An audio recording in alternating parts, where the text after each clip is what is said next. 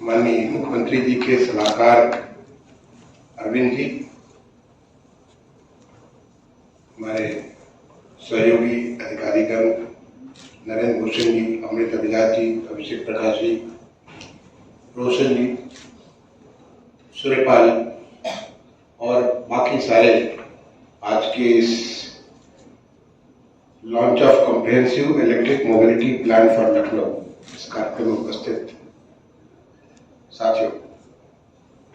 मैं हिंदी में बोलता हूं इसलिए मैं हिंदी में बात करूंगा। मैं जहां कहीं कुछ ऐसे लोग हो जो उन्हें हिंदी न समझ में आती वहां मैं जरूर अंग्रेजी बोल लेता हूं, लेकिन बाकी सभी मंचों पर मैं हिंदी में ही बात करता हूं। सबसे पहले तो मैं लखनऊ को इस बात के लिए बधाई दूंगा, कमिश्नर साहब को, रोशन को, जिलाधिकारी को, यहाँ के म्युनिसिपल कमिश्नर को, इन लोगों ने मिलकर के एडीबी के माध्यम से एक कॉम्प्रिहेंसिव इलेक्ट्रिक मोबिलिटी प्लान तैयार किया गया, जिसे आज लॉन्च किया गया। इसके लिए आपको बहुत बहुत बधाई। ये जो प्लान आपने तैयार किया है, ये एक ब्लूप्रिंट है for the rest of the cities, क्योंकि हमारे उत्तर प्रदेश में 17 म्युनिसिपल कॉर्पोरेशन है और उसके अलावा नोएडा और ग्रेटर नोएडा, गौतम बुद्ध नगर अपने आप में बहुत बड़ा कॉर्पोरेशन के जैसे ही है, वो इंडस्ट्रियल कॉर्पोरेशन है। तो ये 18 सारे शहरों में तो कम से कम हमें कॉम्प्रिहेंसिव इलेक्ट्रिक मोबिलिटी प्लान की आवश्यकता है। आपको मालूम होगा कि जो शहरों में मोबिलिटी है, मोबिलिटी की वजह से बहुत सारे जो हमारा जो कार्बन फुटप्रिंट है काफी कुछ बढ़ता है मोबिलिटी के नाते। लगभग 24 से 25% जो पोल्यूशन का कारण होता है वो मोबिलिटी की वजह से होता है, और इसको लेकर के भारत सरकार ने बहुत सारी योजनाएं शुरू की, जिसमें एक तो कार्बन फुटप्रिंट घटाने के लिए मेट्रो परियोजना है, जिसमें उत्तर प्रदेश काफी आगे आया। हमारे 5 शहरों में आज मेट्रो है, 2 और शहरों में मेट्रो बहुत जल्दी चालू होने जा रही है, यानी 7 शहरों में हमारे मेट्रो होगी। हमारे यहाँ आरआरटीएस जो कि दिल्ली से लेकर के मेरठ तक वो आरआरटीएस आएगी, तो इससे भी कार्बन फुटप्रिंट, इसको ग्रीन मोबिलिटी कहते हैं। दूसरी तरफ पब्लिक ट्रांसपोर्ट को बढ़ाने के लिए कि जिससे कि शहरों में लोग अपने खुद की गाड़ियां लेकर के न चलें, पब्लिक ट्रांसपोर्ट का उपयोग करें। और पब्लिक ट्रांसपोर्ट को बढ़ाने के लिए भी उत्तर प्रदेश में काफी सारे शहरों में सिटी ट्रांसपोर्ट, जिसके यहाँ पे पेंसिया साहब बैठे हुए और हमारे अमृत अभिलाष बैठे हुए, ये पब्लिक ट्रांसपोर्ट भी यहाँ शुरू किया गया। पहले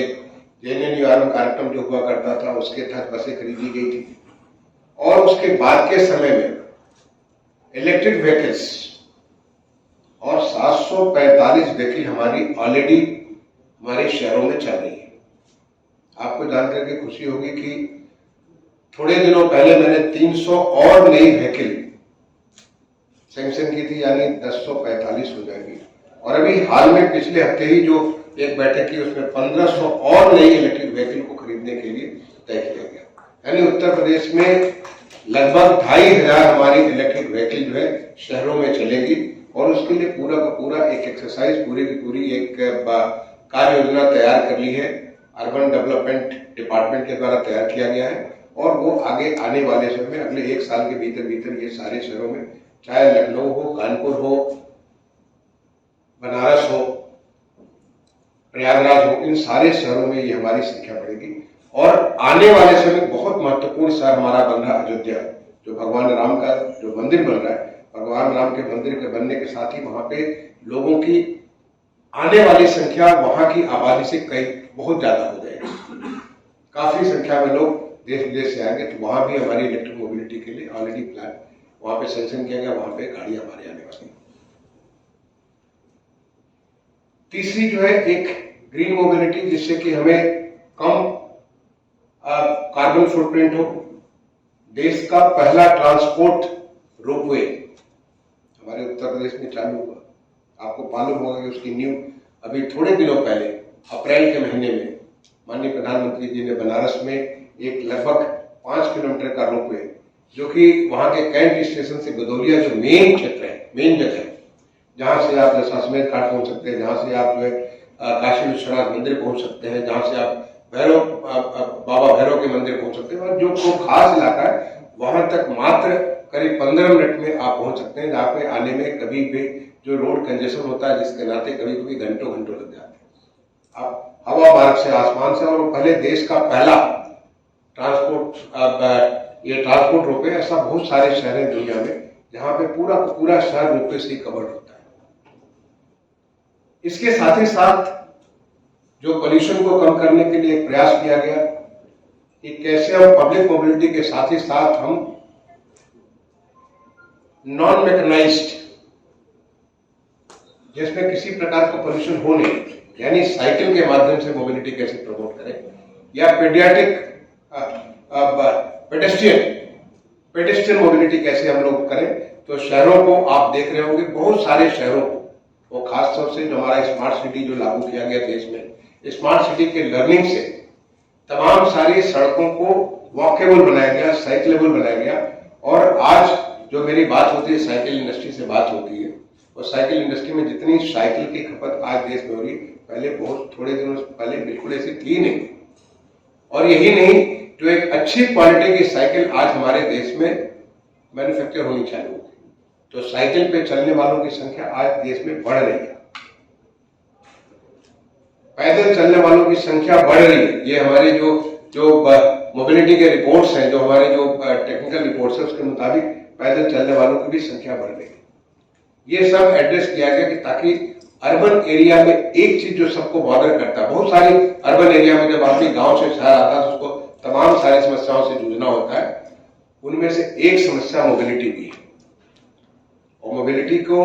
और इसको फर्दर एड्रेस करने के लिए देश में ट्रांजिट ओरिएंटेड डेवलपमेंट पॉलिसी लाई गई, और हमारे प्रदेश ने भी टीओडी पॉलिसी लाया। और ट्रांजिट ओरिएंटेड डेवलपमेंट पॉलिसी का मतलब होता है कि जो हमारा फास्ट मूविंग कॉरिडोर है, जो अर्बन एरिया का जो फास्ट मूविंग कॉरिडोर, जैसे मेट्रो वहां पे चल रही है, बीआरटीएस वहां पे चल रही है, या आपका रोपवे जो आप है, इस प्रकार की जो फास्ट मूविंग कॉरिडोर है, उसके आसपास डेंस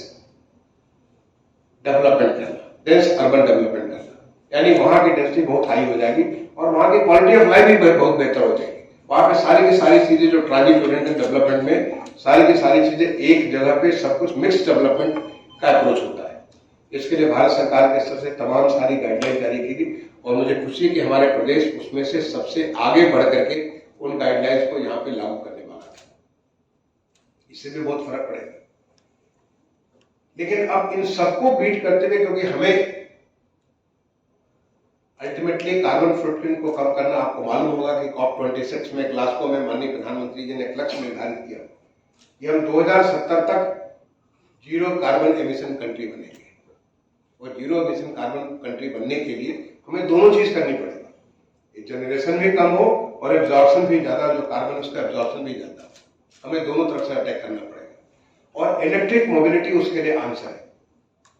और इसके बारे में मुझे आपसे शेयर करते बहुत खुशी हो रही है। मैंने आपको जैसे बताया करीब 2500 तो हमारी इलेक्ट्रिक बसेज हो गई,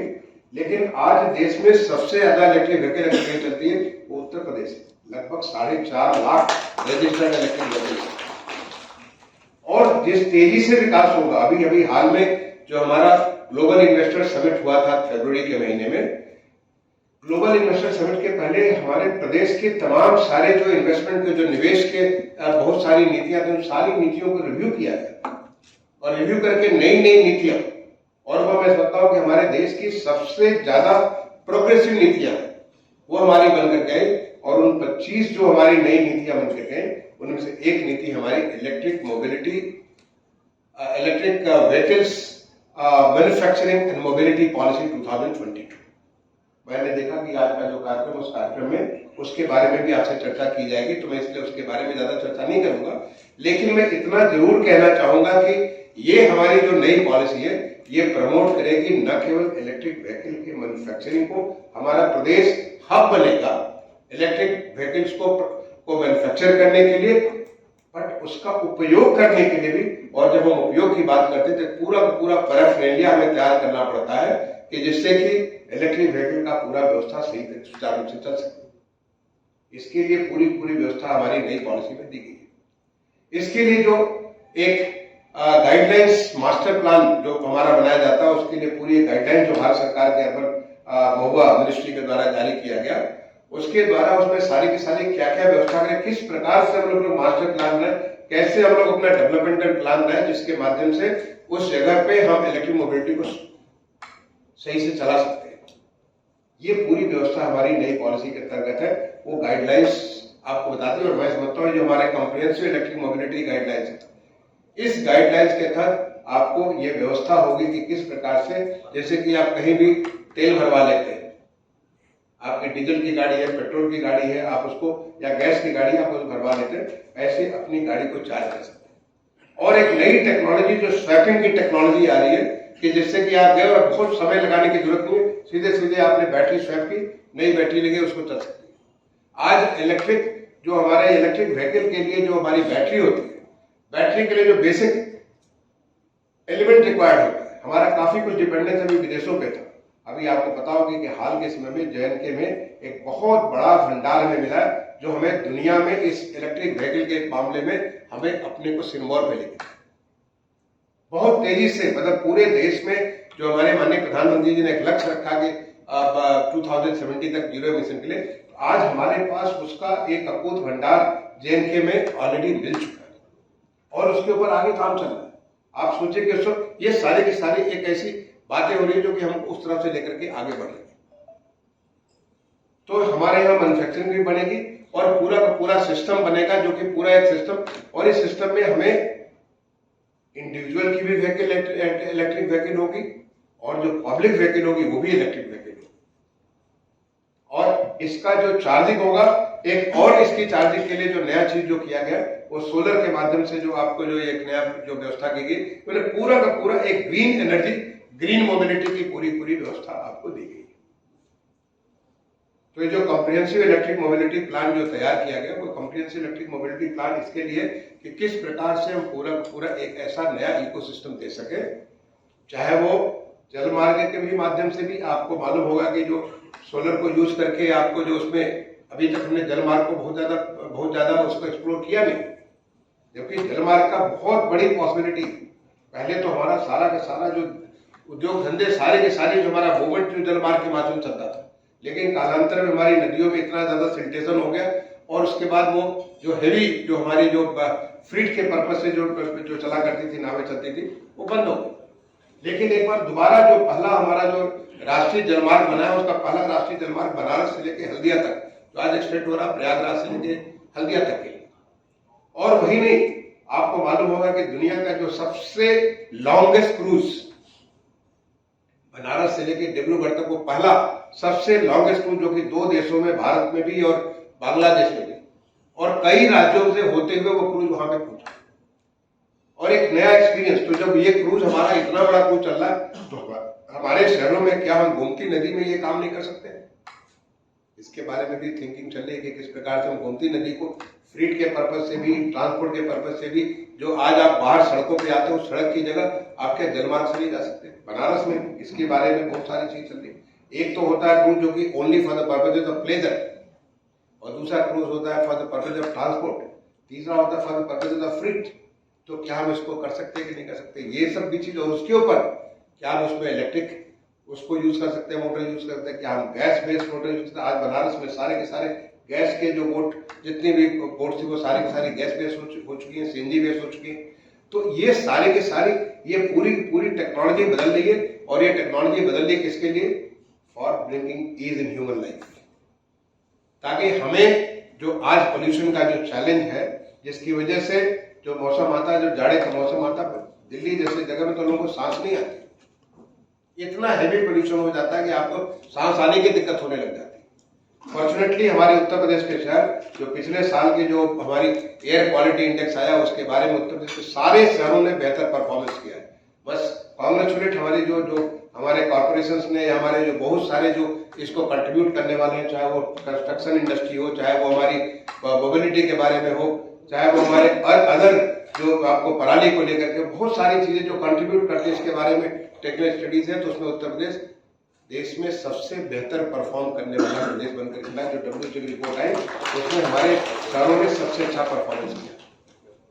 तो ये आज का जो वर्कशॉप है, पूरे दिन भर की जो वर्कशॉप में देख रहा था, आप इलेक्ट्रिक मोबिलिटी के विभिन्न पहलुओं को आप टच करने जा रहे हैं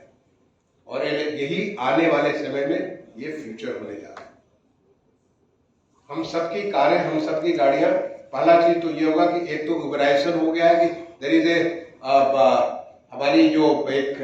शेयर्ड व्हीकल का जो कॉन्सेप्ट चालू हुआ है। शेयर्ड व्हीकल का मतलब होता है कि अब एक ही जगह कई सारे लोग उसको करेंगे। अदरवाइज क्या हमारी गाड़ी होती थी, सवेरे गए लेकर के शाम को वापस आए, उसके अलावा यूज नहीं करते थे। तो गाड़ी का यूज होता था, गाड़ी के हम मुश्किल से 1 घंटे के लिए यूज करते थे 24 घंटे में। अब उसको क्या हम गाड़ी को और ज्यादा, तो उसके लिए आपके उबराइजेशन जो उबर जो सिस्टम जो चालू हुआ उससे काफी सारा हमारी शेयर्ड मोबिलिटी बढ़ी है, साथ ही साथ पब्लिक मोबिलिटी हमारी बढ़ी है। और अब जो इलेक्ट्रिक मोबिलिटी की तरफ जो हम जो चले हैं, ये हम सबको एक बेहतर क्वालिटी ऑफ लाइफ देगा, not only in terms of pollution but also in terms of pollution of noise. जो ये खटखट फटफट चलती थी, जो गाड़ियां जो हमारी जो ये इंजन की जो डीजल इंजन पेट्रोल इंजन गाड़ी चलती, वो सारा वक्त बिल्कुल silent movement on the road, silent movement on the road. ये एक नई चीज हो रही है और समझता हूं कि उत्तर प्रदेश इसमें देश में इसमें भी लीड करेगा। तो आज का जो डिस्कशन है, इस डिस्कशन से मैं आपसे जो अपेक्षा करूंगा, इस डिस्कशन में हमारे बहुत सारे लोगों ने MOU साइन किए। जो हमारा जो MOU साइन हुआ था करीब 33.5 लाख करोड़ का, अभी मुझे फिगर याद नहीं है कितना फिगर, जो कि इलेक्ट्रिक मोबिलिटी से रिलेटेड हमारे MOU साइन किए 3.5 लाख। तो हम क्या करेंगे, ये 3.5 लाख करोड़ आने वाले 3-4 महीनों में धरातल पर आए, इस बात की भी आप चर्चा करिए। ये हमारे लिए बड़ा चैलेंज है कि लोगों ने इस बात को कहा कि हम इलेक्ट्रिक व्हीकल्स को मैन्युफैक्चर करेंगे, हम इलेक्ट्रिक व्हीकल्स के लिए पूरा का पूरा एक सिस्टम, हम इसको एक इकोसिस्टम तैयार करें। हम उसको बैटरी के लिए लोगों ने कमिट किया कि हम यहाँ पे बैटरी बनाए, और बैटरी के लिए जैसा मैंने कहा कि हम हमारा विदेशों से डिपेंडेंस धीरे धीरे, अभी तुरंत नहीं। आपको मालूम हुआ कि जो अब हम निकल बेस्ड की जगह जिंक बेस्ड भी बैटरी हमारी, उसको IIT कानपुर ने नया इनोवेशन को जिंक बेस्ड बैटरी, जैसे जिंक की अवेलेबिलिटी हमारे बहुत है, वो नई बैटरी के नई हमारे रिसर्च आ रहे हैं, नए इनोवेशन हो रहे हैं। तो क्या हम क्या करें कि जिससे कि चाहे बैटरी से रिलेटेड हो, चाहे हमारा इलेक्ट्रिक व्हीकल के मैन्युफैक्चरिंग के बारे में हो, या उसका इकोसिस्टम प्रोवाइड करने के बारे में हो, उसको परचेज करके लोगों को जो लोग उसका उपयोग करें, हमारे पब्लिक उपयोग, इसके बारे में विचार होना चाहिए कि हम क्या करें कि जिससे हमारा सारा का सारा आने वाले 3-4-5 महीने के भीतर ये धरातल पे आ जाए। और उससे देखेंगे हमारा प्रदेश, जो कि एक नया उत्तर प्रदेश, माननीय मुख्यमंत्री जी ने जिस प्रकार से एक नई ऊर्जा के साथ पूरे प्रदेश को आगे बढ़ा रहे हैं, $1 ट्रिलियन इकोनॉमी नहीं बल्कि लोगों की लाइफ को आमूल-चूल परिवर्तन करने के लिए जिस प्रकार से माननीय मुख्यमंत्री जी काम कर रहे हैं, उसमें हमारा इलेक्ट्रिक व्हीकल भी एक बहुत बड़ा रोल अदा कर सकता है। इसमें क्या क्या है, कौन कौन सी चीजें, यहाँ पे जो विशेषज्ञ बैठे हैं उन्हें ये सोचने के, ये विचार करने के, खुले मन से बात करने की जरूरत है कि ये चीजें अगर हम करेंगे तो हमारी ये सारी की सारी चीजें अगले 3-4 महीने में धरातल पे आ जाएंगी। We must make sure that ये चीज हो रही है। इसके बारे में आप जरूर चर्चा करें, अभिषेक, मैं आपसे अपेक्षा करूंगा, और चर्चा करके मुझे भी आप गाइड करेंगे कि ये चीजें हैं और यहाँ ये दिक्कतें आ रही है, ताकि उन दिक्कतों को हम लोग दूर करें। आज ये नया उत्तर प्रदेश जो है अब दिक्कतों की बात नहीं करता, दिक्कतों से आगे बढ़कर लोगों को वो सोल्यूशन प्रोवाइड करने के बारे में उत्तर प्रदेश बात करता है। तो हम कैसे वो सोल्यूशन दे सकेंगे। कल ही जैसे मैं उद्यमी मित्रों को एड्रेस कर रहा था, उनका काम है उद्यमी मित्रों का कि कैसे हमारे प्रदेश में जो निवेश करने वाले लोग आ रहे हैं उनको ईज ऑफ डूइंग बिजनेस न हो but a pleasure of doing business. They should derive pleasure in investing in Uttar Pradesh. उन्हें एक नया किस्म का अनुभव होना चाहिए। तो उसके लिए आप जब तक समस्या को गहराई से नहीं समझोगे तब तक आप समस्या का समाधान नहीं दे सकते। जब तक आप डायग्नोस्टिक नहीं करोगे तब तक आप उसको सही इलाज नहीं दे सकते।